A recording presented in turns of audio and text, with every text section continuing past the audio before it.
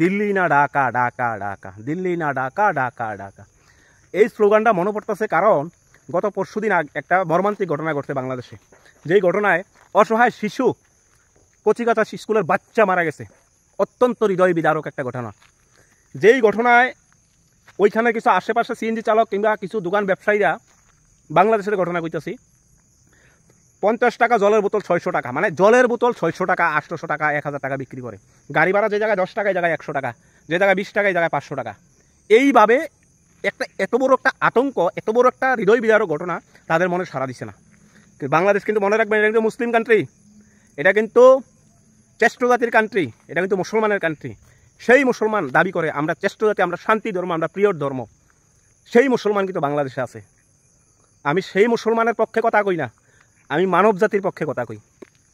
যেই বাংলাদেশে, ভারতবর্ষের ভিতরে প্রায় 140 কোটি মানুষ, যেই মুসলমানের দেশে মদ হারাম, জিনা হারাম, যেই মুসলমানের দেশে সুদ খাওয়া হারাম, ঘুষ খাওয়া হারাম, সেই মুসলমানের দেশে বিশ্বের সবচেয়ে কলঙ্কিত, বিশ্বের সবচেয়ে যৌন, বিশ্বের সবচেয়ে মদের কাউন্টার বেশি।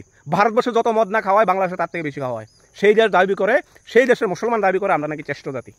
আবার প্রশ্নই কইতাছে, মনের বাংলাদেশ নিয়ে কথা বলার ইচ্ছা নাই, তারপরে কইতে হইতাছে। কারণ একটা জিনিস মনে করেন, কিছুদিন আগে যে কথা কইছে দিল্লি না ঢাকা, ঢাকা ঢাকা, ঠিক আছে? দেখেন, আমরা ভারতীয়রা, আমরা এই দেশের মানুষ, আমরা যত কিছুই থাকুক না মনের ভিতরে, আমরা কিন্তু মনটা উজাড় করে দিই।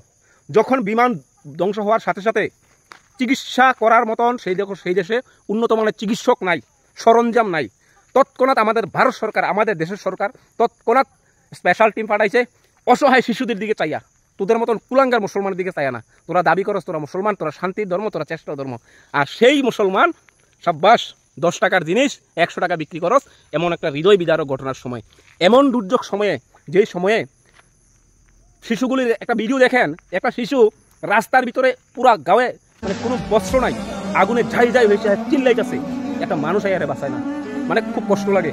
যারা সন্তান আছে বিষয়টা তারা অনুভব করেন, ভাবেন। সেই দেশের মানুষ দাবি করে আমাদের ভারতবর্ষের মানুষকে, ভারতবর্ষের মুসলমানকে মুক্তি দিবে, ভারতবর্ষের মুসলমানের পক্ষে, আমার লুমের পক্ষে, তোদের পক্ষে আমার লাগতো না। সেই মুসলমান, তোরা আগে নিজের পক্ষে হয়, তোরা আগে নিজের পক্ষ হ, তোরা আগে মানুষ হওয়ার চেষ্টা কর। তোরা ভারত নিয়ে কথা কইস না। এই দেশের মানুষ, আমরা হিন্দু মুসলিম শিখ ইসাই যদি লড়াই করি আমরা করবো, আবার আমরা একসাথে থাকবো। আমরা একজনের রক্ত প্রয়োজন হলে হাজার হাজার মুসলমান হিন্দুর জন্য আইয়ে, হিন্দুর রক্তের প্রয়োজন হলে হাজার হাজার মুসলমান আইয়ে। এই দেশ আমার, যজ্ঞ হইবা আমার ভিতরে, যা কিছু বা আমার ভিতরে। কিন্তু তোরা যদি মানুষের বাচ্চা হইতি, 10 টাকার জলের বোতল কেন তোরা 100 টাকা চাস, 10 টাকার গাড়ি ভাড়া তোরা কীভাবে 500 টাকা চাস? তোরা আগে এটার বিচার কর। তোরা দেশ স্বাধীন করছো, জুলাই আন্দোলন করছো, ভালো কথা, 100 বার স্বাগত জানাই। কিন্তু এই আন্দোলন কি এই ফলস্বরূপ এই অবস্থা? একটা স্কুলের ভিতরে অসহায় নিরহ কচিকাঁচা বাচ্চাদের জীবন নষ্ট করছিস তোরা। অথচ আবার সেখানে ওই কুলাঙ্গারগুলি দাবি করস যে আমরা শান্তির ধর্ম, আমরা ইসলাম ধর্ম, আমরা ইসলামিক দেশ, জামাত ইসলামের দেশ, বাংলাদেশ ইসলাম শান্তিপ্রিয়। আরে বাংলাদেশের তো এমন হাজার হাজার মানুষের অনেক দেশে ঢুকতে দেয় না, তোর বাটপার করেছিলাম। হ্যাঁ, সেই বাংলাদেশ এত কিছু করার পরও তোদের কোনো পাকিস্তানের বাবা আইছে না, তোদের কোনো অস্ট্রেলিয়ার বাবা আইছে না।